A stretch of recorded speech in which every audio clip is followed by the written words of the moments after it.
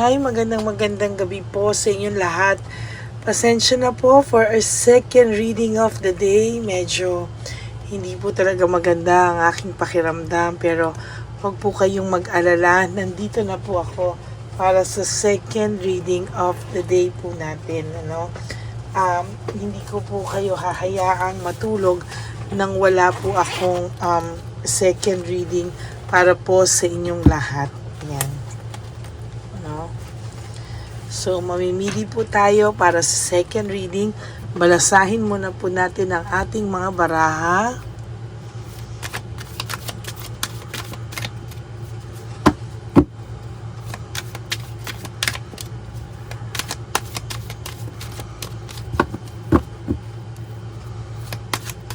Ayan.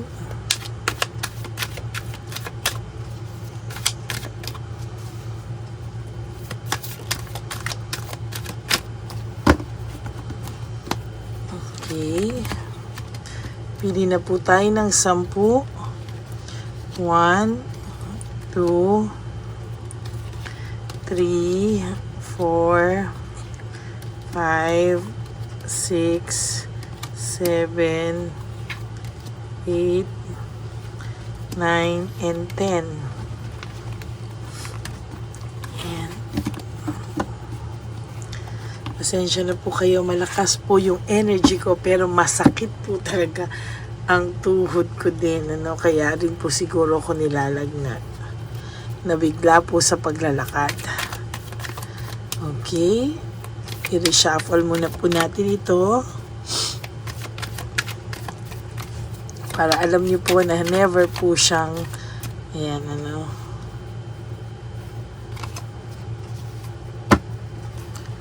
Okay, pili na po tayo ng 10.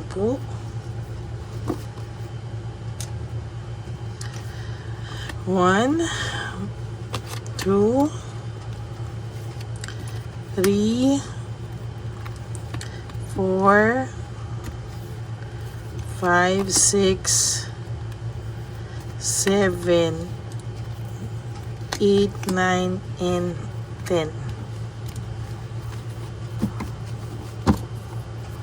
Okay, tingnan na po natin ngayon.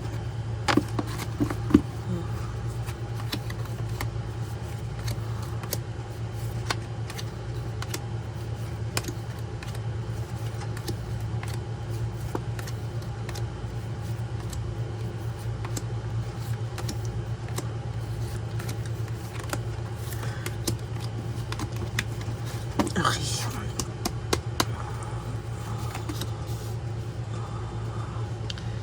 Sa nakikita ko po, meron po akong nakikita dito na pilit pong lumalaban, o pilit po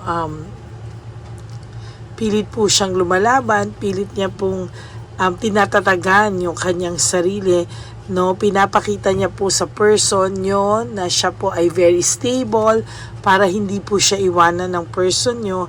Naghahanap po siya ng mga reasons para magstay po sa kanya yung person nyo. Kasi sa totoo lang po, sa energy nito, medyo parang gusto na po itong hiwalayan ng person nyo. Pero ang dami niya pong style and strategy, financial security, marami pa po itong mga inaayos, o mga strategy, inaayos sa mga strategy para hindi po siya iwanan ng person nyo. Because your person right now is dissatisfied and lack of inner joy. Wala po itong nararamdamang saya sa current partner niya ngayon. Very dissatisfied po siya sa takbo ng relationship nila, and somehow naging tapat na rin po siya sa third party na hindi na po siya masaya. Okay, erase muna po natin ito para makapaglagay po tayo ng title of the day, Kasi sa nakikita ko po, naging tapat na po yung person nyo na parang hindi na siya masaya, pero nagpapaawa pa rin po ito at kung ano-ano po mga style and strategy po na pinapakita nitong itong third party. Kaya sa totoo lang, naaawa na lang ang person mo.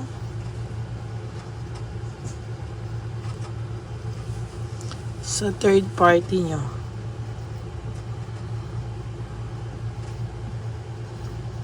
Kaya po hindi niya maiwan.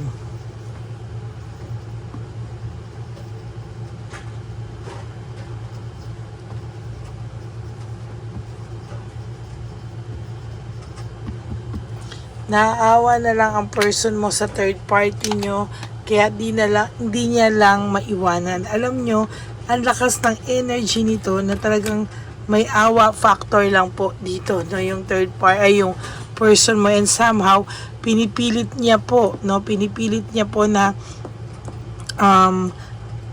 labanan na, sana, no? Paalisin na sa buhay niya, pero lumalaban at nagpapaawa pa rin. Yung person nyo po ay somehow disconnected na po siya, no?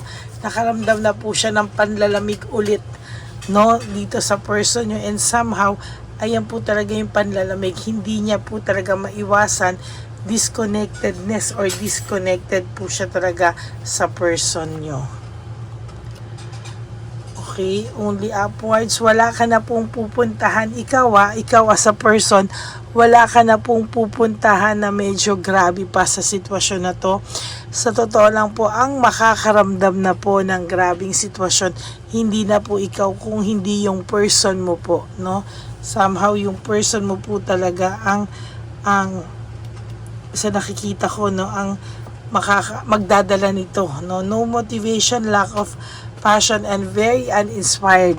Tandaan niyo po, ang taong in love ay inspired, no? So kung nakikita niyo po na ang person niyo ay uninspired dito sa relationship niya na kasalukuyan, ibig pong sabihin nun, hindi po siya satisfied with the way yung relationship niya ay tumatakbo, no? Somehow sa nakikita ko po dito ay wala po siyang motivation to move on and go on with this kind of relationship. Ang gusto niya po talaga ay mag-move on na po sa sarili niya pong buhay, no?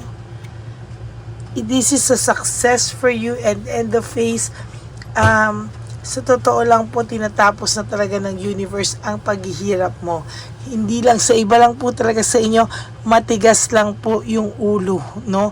Matigas lang po yung ulo kasi pinakita na po ng universe kung ano po yung nararapat na inyong gawin o inyong pagdesisyonan. Binibigyan na po kayo ng sign, pero still yung iba po ay sarado po ang utak, do, dahil po talagang nasaktan. There is this confusion and brutality, no? Ang nakikita ko po dito ay brutal po talaga silang mag-away, no? And then after po ng pag-aaway nila, somehow ay yung babae po or yung lalaki or babae na karelasyon nito po ay magpapaawa. Ayun, no, lagi na lang po nagpapaawa. Parang yan na lang po yung talagang strategy niya para magstay ka sa kanya, yung magpaawa siya, no? Parang gusto niya po maging maawa ka lang sa kanya at maawa at wag mo siyang ipagpalit, and someday naniniwala po siya na mapapamahal din daw siya sa iyo, pero hindi po totoo. Ayun, no? Hindi po talaga totoo.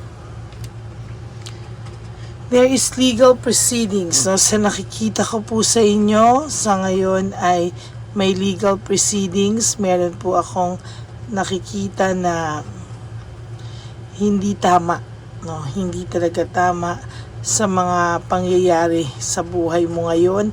Parang hindi po tama dahil hindi po niya inaamin sa iyo yung totoo niyang nararamdaman. Hindi niya po inaamin sa iyo kung ano ba yung talagang laman ng puso nito, no?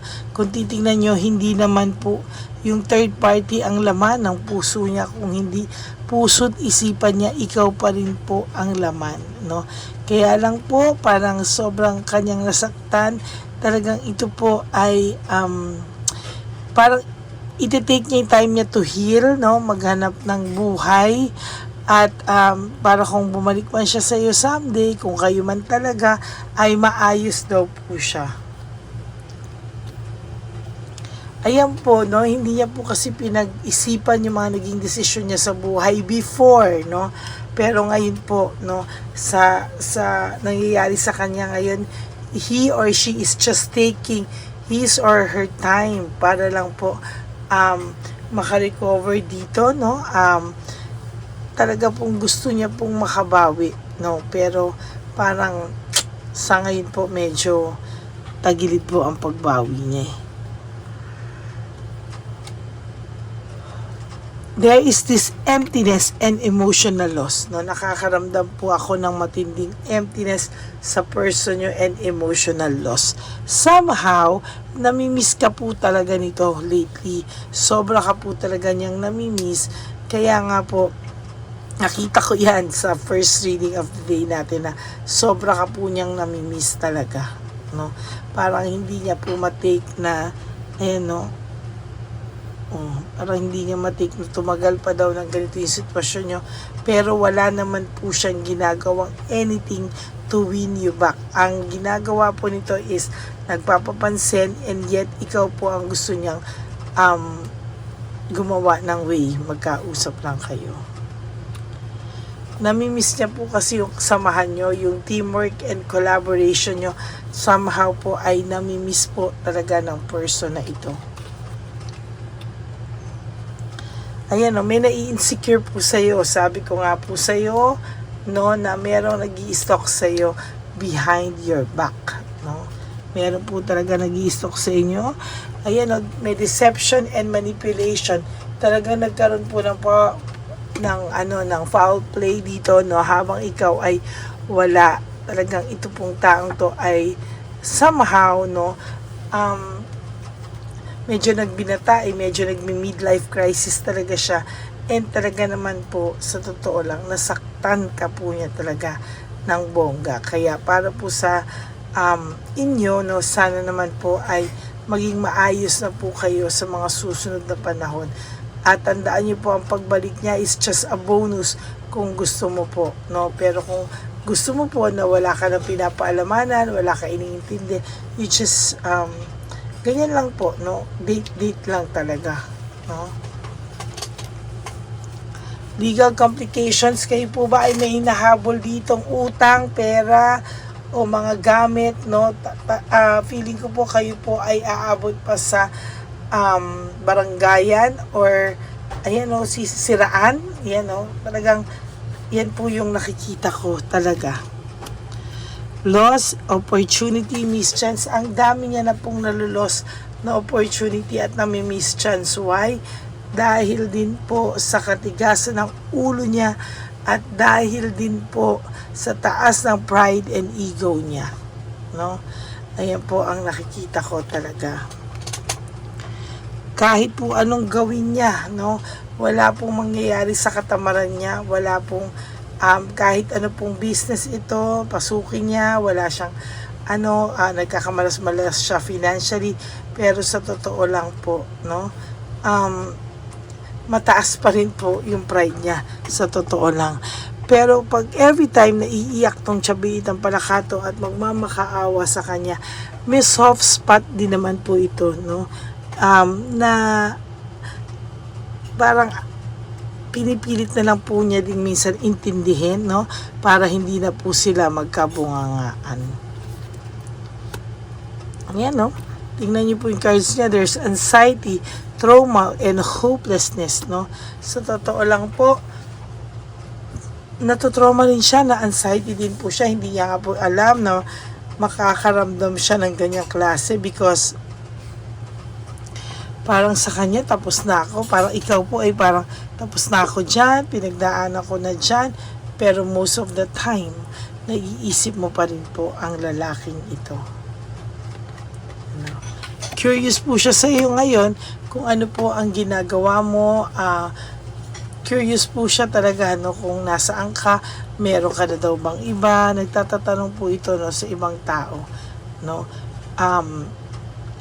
Sabi ko nga po, no, kapag nag-i-stock po ito, gumagamit po ito ng ibang account, no, na hindi mo po akalain, no, na siya yun talaga. Nag-i-stock po ito sa iyo using different FB account, no? Kaya po sa nakikita ko, minsan hindi ka makatulog or minsan nagigising ka sa gabi. Bakit?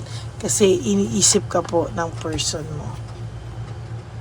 Ayan, no? Sa nakikita ko, panay conflict ang nararamdaman nila. Panay away dito, away doon, tapos magbabate, tas galit na naman. No? Ayan, no?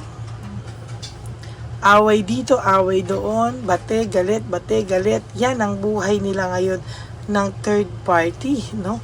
Sobra din, magmamakaawa siya, yung third party, then maaawa na naman po siya, no? Sana talaga tigasan niya na yung loob niya, no? Ito po ay nag-iisip po siya ng understanding. Gusto niya pong maintindihan ano po ang nangyari sa samahan niyo. Ano po yung nangyari sa relationship nyo, no? Pero, ayan, no, iniisip niya po and somehow po ay tanggap na po niya, no? Tanggap na po niya somehow na awa na lang ang nararamdaman niya dito and hindi na po siya talaga nakakaramdam din ng spark, no? Ayan, so, ayan po, no? Maraming away pa po ang susunod sa kanila, pero talagang itong babae o itong third party o itong lalaki man ng third party nyo o babae ang tigas po ng kapit, no? Parang hindi po siya titigil, i-stalking ka niya, magwawala siya sa partner mo, and somehow napagod na po yung partner mo, nainis na din po siya, and somehow sabi niya mas magulo pa daw po itong pinasok niya kesa nung time na kayo pa daw po. Okay, so that's it for your second reading of the day. I hope po na naka-resonate kayo, and if you do, can you give me a like and comment down below po para naman po alam natin kung ano po ang inyong mga comments and suggestions and reactions sa ating mga video.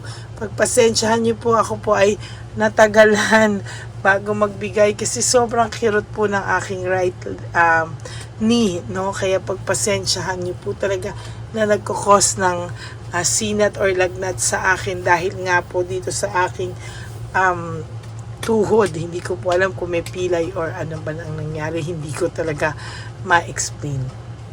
Pero nakita niyo po, nandito po ako para magbigay ulit sa inyo ng reading of the day, because sabi ko nga po, kung hindi ako makakapagbigay ng third reading of the day, I will make sure na you have your first and second reading of the day. Okay? So for those of you din po who would like to have a private reading with me, you can message me po at Lady Lee Elena, that's L-A-D-Y-L-Y Elena. Ayan po, no, nasa dulo po yan ng ating video. Diyan nyo lang po ako makokontak at diyan nyo lang din po ako maite-text para po yung mga inquiries nyo po about sa private reading ay masasagot ko po lahat. Yun, pasensya na po sa mga reschedule dahil sa masama yung pakiramdam ko. Para I promise you po, magkikita tayo sa namang oras at panahon na tinadhana sa atin pareho na tayo ay mag video call ng reading, no? Yan. Maraming pong salamat. And of course, to all my Lady Elena family, friends, and subscribers, I love you all from the bottom of my heart. Lagi ko na po naman yang sinasabi sa inyo na mahal ko kayo at nasan lupalop man ako ng daigdig ng mundo, ako man po ay malakas o may dinaramdam na karamdaman, ako po ay magbibigay sa inyo ng first and second reading or reading of the day para po sa inyong lahat. Yan.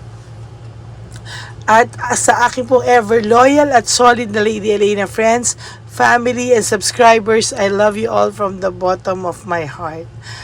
Sana naman po ay nakapulot kayo ng mensahe sa gabing ito, no? And for those of you po that natuwa and who would like to give me a super thanks for this video, I would really love and appreciate that from the bottom of my heart. Ayan. So maraming salamat po sa inyo. And sabi ko nga po sa inyo, just live one day at a time. No, wag niyo pong problemahin yung bukas.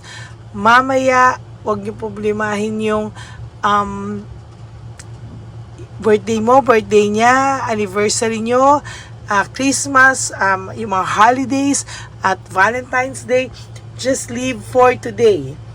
For today lang po, ha? Gumising at matulog kayo na gagawa po kayo ng 3 things for yourself. Gawan nyo po ng favor ang sarili nyo na makakapagpasaya po sa sarili nyo ngayong araw na to or araw-araw po na ginawa ng Diyos sa inyo. Always look for the brighter side of life, no? Tingnan nyo na lang po ang brighter side of life at talagang hindi po tayo pababayaan ng ating divine universe and ni Papa Jesus. Mahal na mahal niya po tayo lahat. Kaya po, kapit ka lang po, no? Hindi ka po pababayaan. At hindi po yan ibibigay sa'yo kung hindi mo po kakayanin. Okay? God bless you everyone. Stay happy. Again, this is the second reading of the day. Naawa na lang ang person mo sa third party nyo. Kaya di niya lang maiwanan. Okay? God bless you all. Goodbye. And sana po ay makatulog kayong lahat ng maluwalhati. At aayusin ko po yung mga ibang narisket po dahil sa sobrang sama ng pakiramdam ko. Huwag po kayong mag-alala. Babawi po ako sa inyo ng sobra. Okay? God bless you all and I love you all from the bottom of my heart. Good night everyone. Bye po. Bye.